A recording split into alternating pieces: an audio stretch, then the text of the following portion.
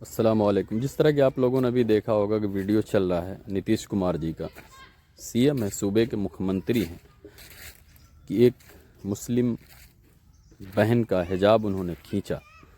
वो किस नज़रिए से खींचे, किस तरह खींचे, ये तो नहीं पता है, लेकिन जो हरकत उन्होंने की वो बहुत ही गलत हरकत की, बहुत शर्मिंदा करने वाली हरकत की। एक मुख्यमंत्री है, मुख्यमंत्री का काम ये है कि उसकी सारी रियाया, जितने लोग हैं उस प्रदेश में, सब उसके हैं, उसकी ही जितनी बेटियां हैं, जितनी माएँ हैं, जो बच्चे हैं, सब उसके बच्चे, उसकी माँ, उसकी बहनें हैं। लेकिन इस तरह ये हरकत किए हैं, ऐसी हरकत कि पूरे समझ लो मुल्क को इन्होंने शर्मसार कर दिया है। अच्छा, जो किया उन्होंने तो किया ही, लेकिन एक निषाद करके मंत्री जी हैं उत्तर प्रदेश के, जो उन्होंने हरकत की, इतनी घटिया हरकत, बताइए शर्म आनी चाहिए कि निषाद जी को और मुख्यमंत्री जी को, इन लोगों को, कि क्या ये सारी बहनें, ये बेटियां आप सबकी नहीं हैं? क्या आपके पास बेटियां नहीं हैं, आपके पास बहुएं नहीं हैं, जो किसी और को गलत नज़रिए से आप देख रहे हो? क्यों इस तरह कर रहे हो? आपको मुख्यमंत्री किसने बनाया? इस जनता ने बनाया, इस पब्लिक ने बनाया।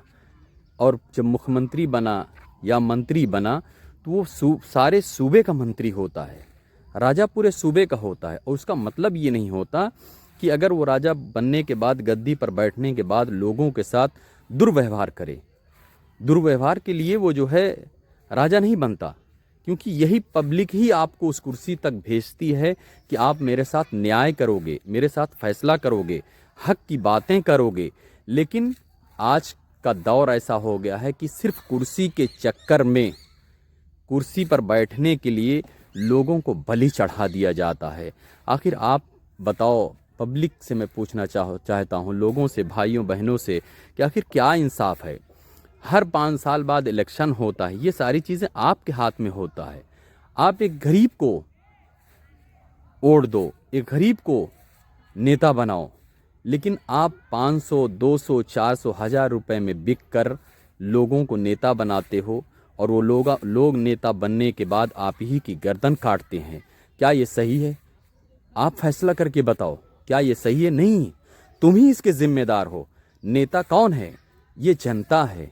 कानून कौन है? ये जनता है। कोर्ट कौन है? ये जनता है। जो कुछ है पब्लिक से है। अगर पब्लिक नहीं रहेगी, आवाम नहीं रहेगी, लोग नहीं रहेंगे, तो उस जगह का कौन मंत्री, कौन राजा, कौन महामंत्री, कौन प्रजा? हर कुछ इन्हीं लोगों से तो है। लेकिन इन लोगों के साथ, पब्लिक के साथ, आवाम के साथ ऐसा दुर्व्यवहार किया जा रहा है। बहन बेटियों को छेड़ा जा रहा है, बच्चों को छेड़ा जा रहा है, एजुकेशन से दूर किया जा रहा है, गुमराह किया जा रहा है। आखिर क्यों ऐसा? इस सब के जिम्मेदार कोई नेता नहीं है, कोई मंत्री नहीं है, कोई प्रधानमंत्री नहीं है। इन सब का जिम्मेदार अगर कोई है तो उसके जिम्मेदार हम हैं। हमने खुद गड्ढा खोद रखा है अपने लिए। हम एक दूसरे में, समुदाय में, जाति में, लोगों में बंटवारा हमने किया है, किसी और ने नहीं किया है। ये समझने की ज़रूरत है हमको। किसी चीज़ से हमको कोई बेनिफिट, कोई फ़ायदा नहीं होगा। अगर फ़ायदा होगा, हम सबको आपसी मोहब्बत, आपसी प्यार, मेल जोल रखकर हम आगे बढ़ सकते हैं। आप सोचिए कि आपके हाथ में अगर 5 उंगलियां हैं, उसमें से 2 उंगलियां तोड़ दी जाए तो आपकी 3 उंगलियां किसी काम की नहीं रहेंगी। हैं कोई काम की? किसी काम की नहीं रह जाएंगी, क्योंकि 3 उंगलियों से आप कोई काम नहीं कर सकते हो।